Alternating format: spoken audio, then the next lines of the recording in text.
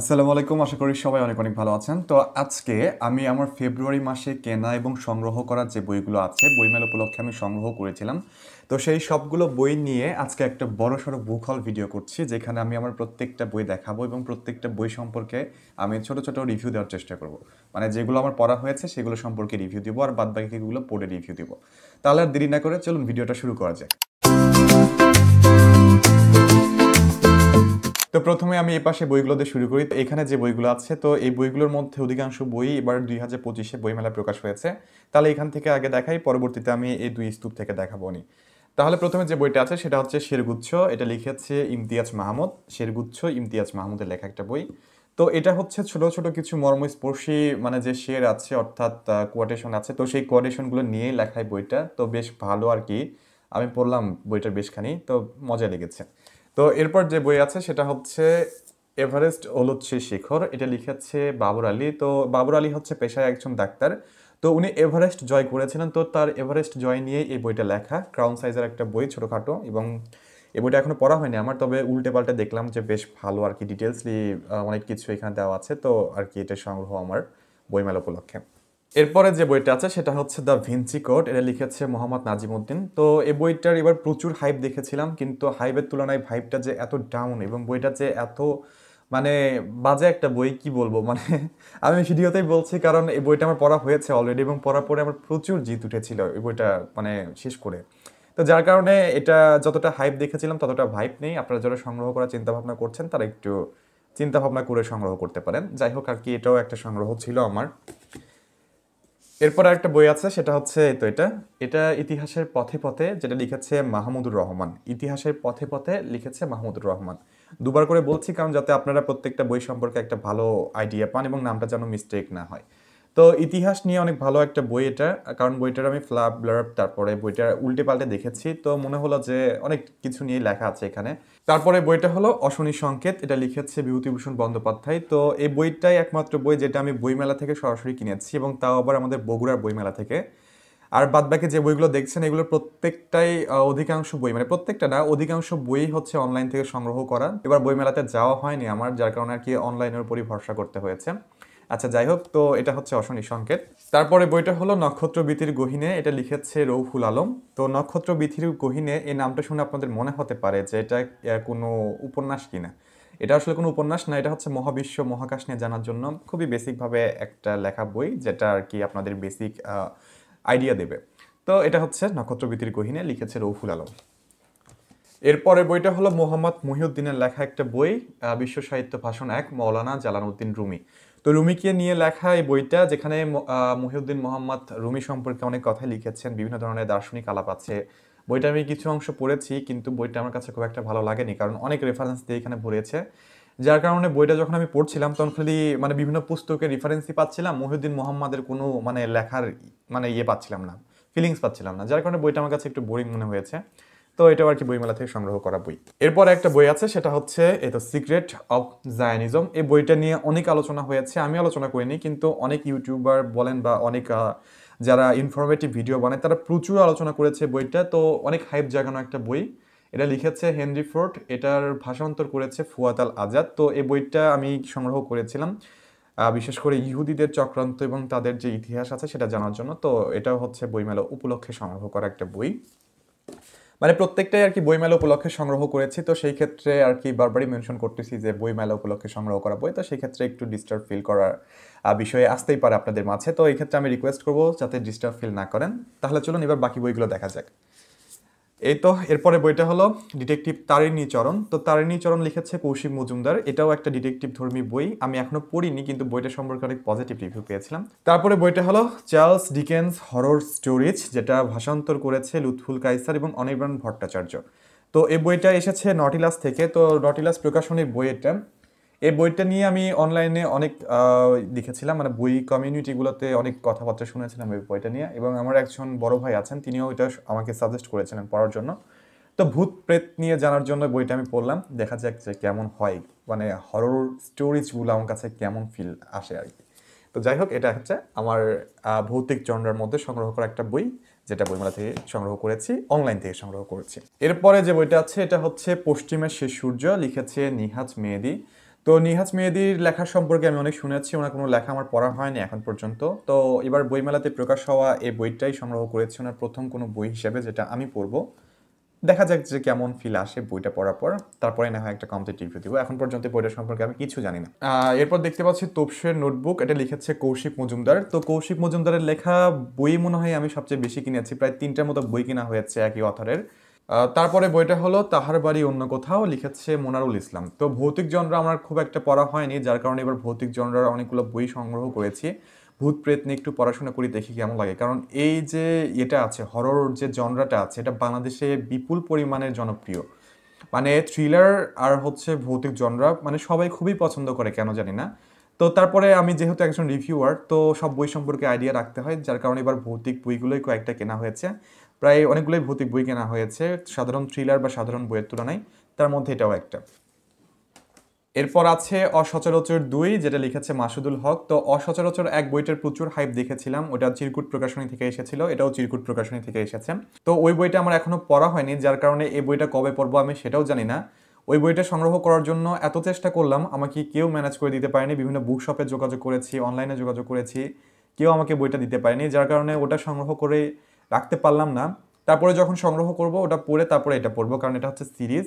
ওই বইটা না পড়লে হয়তো বা এই বইটা ভাই পাবো না। তারপরেও যারা বইটা পড়েছেন তারা অবশ্যই জানাবেন যে এক পড়ে এটা পড়বো নাকি এটা আগে পড়বো, এটা অবশ্যই কমেন্টে জানাবেন আপনারা।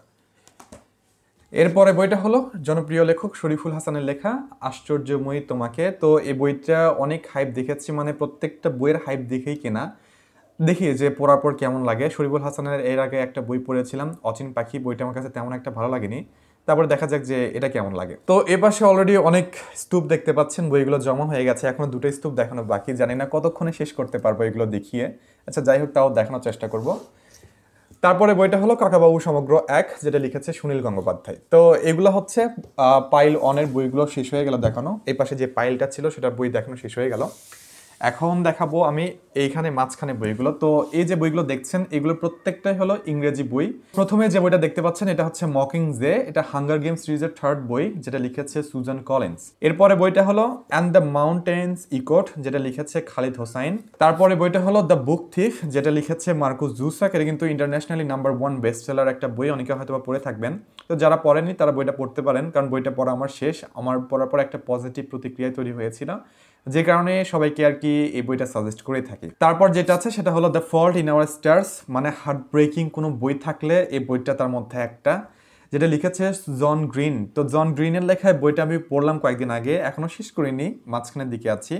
পড়ার পরে মানে আমার এত ভালো লেগেছে যেটা বলার বাহিরে। তারপরে যে বইটা আছে সেটা হচ্ছে আমার ফেভারিট অথর, জাপানিজ অথর মুরাকামির লেখা আফটার দ্য ডার্ক। তো হারুকি মুরাকামির লেখা ম্যাক্সিমাম বই আমার পছন্দের, তারই প্রেক্ষিতে এই বইটা কেনা আফটার ডার্ক।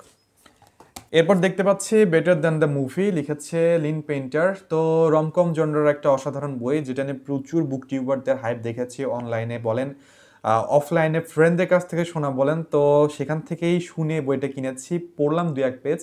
মানে খুবই রোমান্টিক টাইপের এবং খুবই ক্রেজি টাইপের বইটা আর কি আমার কাছে মনে হয়েছে। তো এটা শেষ করে একটা রিভিউ দেবো। তো এটা হচ্ছে আমার ইংরেজি নোভেলের মধ্যে একটা কালেকশন, যেটা বইমেলা উপলক্ষে কেনা।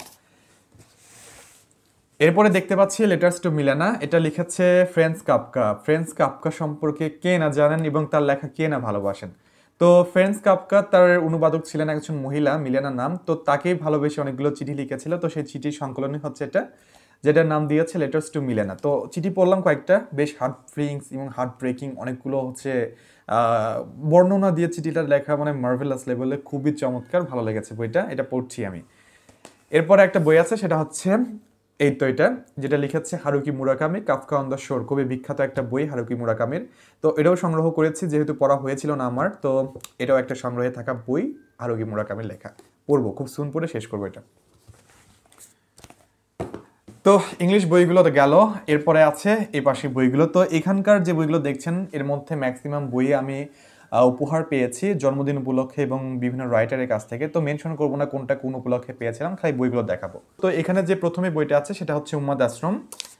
এরপরে বইটা হলো লাল নীল দীপাবলি বা বাংলা সাহিত্যের জীবনী, হুমায়ুন আহাজাদের লেখা একটা বই। তো হুমায়ুন আহাজাদের লেখা আমার কোনোটাই পড়া হয়নি, যার কারণে এই বইটা পেয়েছি। এটা আমার গিফটের বই ছিল, মানে আমার বার্থডে উপলক্ষে গিফট পেয়েছিলাম, তো যে দিয়েছে তাকে অনেক ধন্যবাদ। এরপরে বইটা হলো মৃগয়া, লিখেছে সাকওয়াত হোসেন। এই বইটা আমার অনেকদিন থেকে কালেক্ট করার ইচ্ছা ছিল, আমি উইশ লিস্টে রেখে দিয়েছিলাম প্রায় অনেকদিন যাবত। তো একজন শুভাকাঙ্ক্ষী সে উইশ লিস্ট দেখে আমাকে এটা গিফট করেছিল আর কি। তারপরে এটা হলো উভচর মানুষ, লিখেছে আলেকজান্ডার বেলায়েভ। এটা অনুবাদ করেছে কে তা জানি না, অনুবাদকের নাম দেওয়া নাই, তবে এটা একটা অনুবাদ করা বই, বিদেশি কোনো বই থেকে এটা লেখা, মানে অনুবাদ করা আর কি। তারপরে বইটা হলো শর্ট ফিল্ম, লিখেছে লুৎফুল কাইসার। তো এই বইটা আমি পড়েছি, ভৌতিক জনরার বই হলেও এত মানে পরিমাণ বোরিং একটা বই, আমার পড়ার পর খুব ভালো একটা প্রতিক্রিয়া হয়নি। এটা সম্পর্কে একটা রিভিউ আছে আমার ফেসবুক পেজে এবং ইউটিউবেও আমার একটা রিভিউ আছে এটা, তো সেখান থেকে রিভিউটা দেখতে পারেন। তো আরেকটা ছোট্ট কথা বলি, আমার কিন্তু ইউটিউব চ্যানেলের বাইরেও একটা ফেসবুক পেজ আছে, বুক স্টেলস বাই পল্লব নামে। মূলত ওই যাত্রাটাই আগে শুরু হয়েছিল, তারপরে ইউটিউবের যাত্রা। তো আপনারা যারা ইউটিউব থেকে আমার ভিডিও দেখছেন তারা অবশ্যই আমার ওই পেজটা ফলো করবেন এবং আমার যে ইউটিউব চ্যানেলটা আছে সেটা অবশ্যই সাবস্ক্রাইব করবেন। তারপরে বইটা হলো দহনকাল, লিখেছে হরিশঙ্কর জলদাস। এটা এত পরিমাণ মার্ভেলাস একটা বই, আমার খুবই ভালো লেগেছে এটা। তো এরপর একটা কবিতার বই দেখতে পাচ্ছি, এটা হচ্ছে আগুন রঙ্গা শখ, লিখেছে খালিকুজ্জামান ইমন। বইটা পড়েছি, খুব একটা ভালো লাগেনি। তারপরেও যারা সংগ্রহ করতে চান আমি একটা রিভিউ দিলে তারপরে সংগ্রহ করবেন এই বইটা। এরপরে বইটা হলো সিনথেটিক কফি, লিখেছে মোহাম্মদ আনোয়ার হোসেন। এটা সম্পর্কে একটা রিভিউ আছে, এজন্য এটা নিয়ে কিছু বলবো না, আপনারা রিভিউ থেকে দেখে নিতে পারেন। এরপর একটা বই আছে আরিফুল আলমের লেখা আধ্যাত্মিক। তো এই বইটা পড়েছি আমি, পড়ার পর খুব ভালো লাগেনি বইটা আমার কাছে, মানে একদমই ভালো লাগেনি। পুরো মিসির আলি একটা ভাইব পাচ্ছিলাম, তো যার কারণে বইটা নিয়ে আমার কোনো পজিটিভ প্রতিক্রিয়া নেই, সংগ্রহে আছে, থেকে যাক এটা। এরপরে যে বইটা আছে সেটা হচ্ছে অনুপ্রেরণা, লিখেছে অমর এফ নিউটন। এটা হচ্ছে সেলফ হেল্প জনরার একটা বই, বাংলা ভাষায় লেখা। খুবই ছোট করে বিভিন্ন ধরনের আত্ম উন্নয়নমূলক কথাবার্তা এখানে লিখেছে লেখক, যেটা পড়ে খুব ভালোই লাগলো, কিন্তু অনেকগুলো নেগেটিভ সাইডও খুঁজে পেয়েছি, যেগুলো আমি আমার ভিডিওতে আলোচনা করব। এরপরে বইটা হলো আমরা যাদের পাগল বলি, লিখেছে রেজাউল হক নাইম। তো এটা হচ্ছে মানুষের মস্তিষ্কের যে রোগগুলো হয়, খুবই সাধারণ কারণে যে অনেক বড় ধরনের রোগ হতে পারে, তো সেই রোগগুলো নিয়ে এবং কেন হয় সেই রোগগুলো, তো ওই ডিটেলসগুলো এত সুন্দরভাবে ফিকশনাল ক্যারেক্টার দিয়ে গল্প আকারে লিখেছে লেখক, যেটা মানে খুবই উপভোগ্য। আমি বইটা পড়েছি, ভালো লেগেছে। এই বইটা নিয়েও একটা বিস্তারিত রিভিউ করব, এখনো কোনো রিভিউ করা হয়নি আমার। এরপরে বইটা হলো ছায়ার শোনে আলো কিছু গোপন কথা, লিখেছে নাফিউ কবির। তো জুলাই গণ অভ্যুত্থান নিয়ে অনেক ভালো একটা বই, উপন্যাসও বলা যেতে পারে, উপন্যাস বলা যেতে পারে না, এটা উপন্যাসই আর কি। তো লিখেছে নাফিউ কবির। তো এই বইটা নিয়ে একটা পজিটিভ রিভিউ আছে আমার পেজে, আপনি চাইলে সেখান থেকে দেখে নিতে পারেন। তারপরে বইটা হলো সব উত্তরের জ্যোতিচিহ্ন থাকে না, এটা লিখেছে আফরিন আহমেদ। এরপরে বইটা হলো কেউ কেউ কথা রাখে, লিখেছে নাজিমউদ্দিন। তো এই বইটা আমার খুব ভালো লেগেছে, যারা পড়তে চান নাজিমউদ্দিনের কোনো বই তাদের আমি এই বইটা সাজেস্ট করবো, তো আপনারা এই বইটা কিনে পড়তে পারেন। তো এইগুলোই হলো এবার আমার বইমেলা উপলক্ষে সংগ্রহ করা বই। আশা করি সবগুলো বই পড়ে শেষ করে খুবই সুন্দরভাবে রিভিউ দেওয়ার চেষ্টা করব। এবং এই বইগুলো আমি ম্যাক্সিমাম কিনেছি অনলাইন থেকে, তো যারা জিজ্ঞাসা করবেন যে কত দিয়ে কিনেছেন, কত টাকা লাগলো, সেই ক্ষেত্রে আমার কোনো অ্যাকচুয়াল হিসাব নেই এখানে, কারণ আমি আনলিমিটেডভাবে বই কিনেছি। আমাকে হিসাবে বসতে হবে, তারপরে মানে আমি আপনাদেরকে জানাতে পারবো যে কত টাকার বই কিনেছি। তো তারপরেও সবগুলো বইয়ের একটা কমপ্লিট লিস্ট আমার ডেসক্রিপশনে দেওয়া থাকবে, আপনারা সেখান থেকে দেখে আপনাদের উইশ লিস্টে নিতে পারেন। তো আজকের ভিডিওটা এখানে শেষ করছি, অলরেডি অনেক লম্বা একটা ভিডিও বানিয়ে ফেলেছি, কারণ 40টা বই দেখাতে অনেক সময় লাগলো। তো আশা করি পরবর্তীতে নতুন কোনো ভিডিওতে দেখা হবে এবং এগুলো রিভিউ নিয়ে কমপ্লিটলি আপনাদের সাথে হাজির হব। এবং যাওয়ার আগে বলতে চাই, বুক স্টেলস বাই পল্লবের ইউটিউব চ্যানেল এবং ফেসবুক পেজ দুটা ফলো তবে সাবস্ক্রাইব করতে ভুলবেন না। ধন্যবাদ সবাইকে, দেখা হবে নতুন কোনো রিভিউ ভিডিওতে। Bye bye.